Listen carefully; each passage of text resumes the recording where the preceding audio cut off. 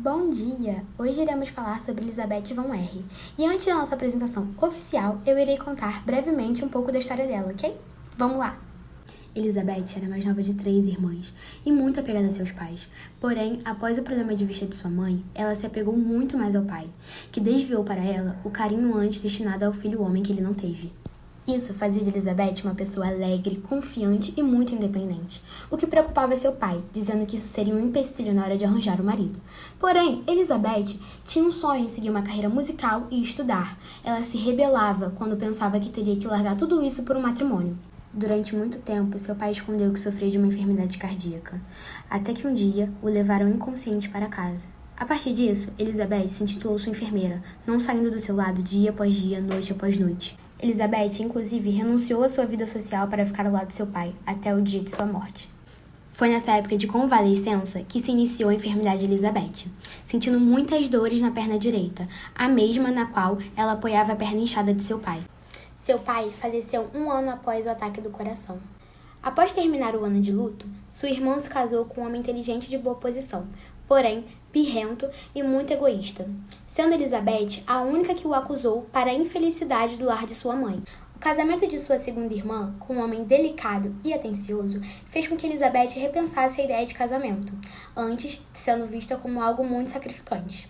Por fim, a mudança de cidade do primeiro cunhado coincidiu com a pequena intervenção cirúrgica de sua mãe, que, sendo realizada com muito sucesso, todas as 3 famílias se reuniram na casa de veraneio para poder descansar desse período exaustivo. Foi ali que Elizabeth sentiu pela primeira vez as dores nas pernas e a dificuldade de andar. Nesses dias, todos recebem a notícia que sua segunda irmã, grávida, não estava bem de saúde. Esperando o pior, resolvem viajar para vê-la. As dores de Elizabeth se misturam com os mais tristes temores, infelizmente confirmados. A partir desse momento, as dores se instalam permanentemente, junto com a ideia de que a morte de sua irmã se deu pela enfermidade cardíaca de seu pai, para ela hereditária, bem como ao infortunado cunhado, que colocou sua irmã em perigo com sucessivas gestações. A partir dessa época, o cunhado, viúvo e inconsolável, se afastou da família. Na verdade, o que era incontornável, uma vez que não dava para viver sob o mesmo teto que Elizabeth estando solteira. O que resta para Elizabeth dessa época é um sentimento de desamparo.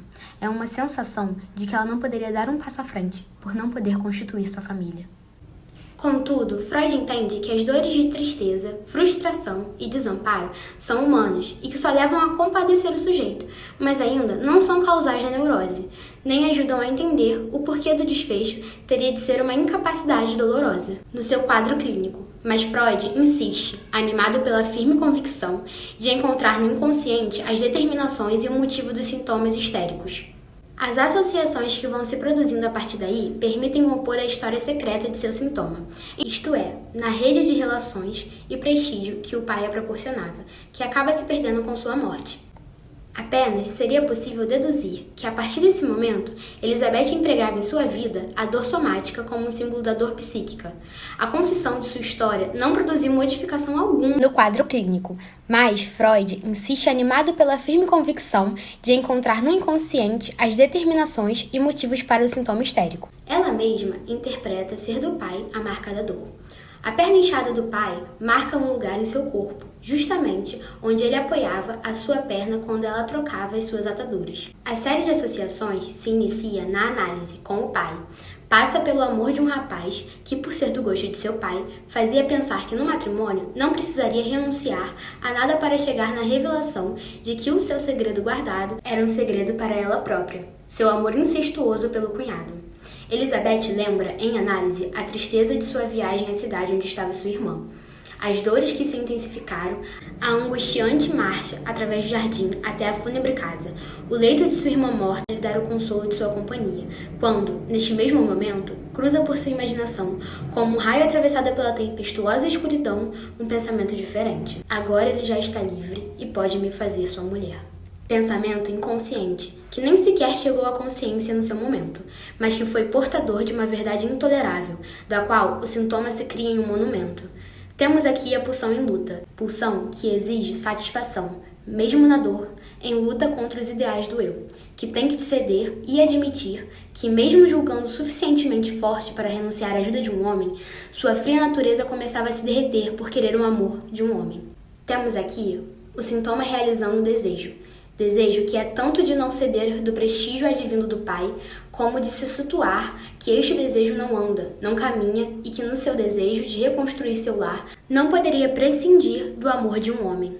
Não anda porque o desejo de Elizabeth é conquistar o amor como sua irmã, porém sem ter que pagar o preço da renúncia de sua posição fálica, que a identificação com o pai, através da perna inchada, lhe assegurava. A realização de desejos toma a forma de castigo, em que o órgão se desgarra.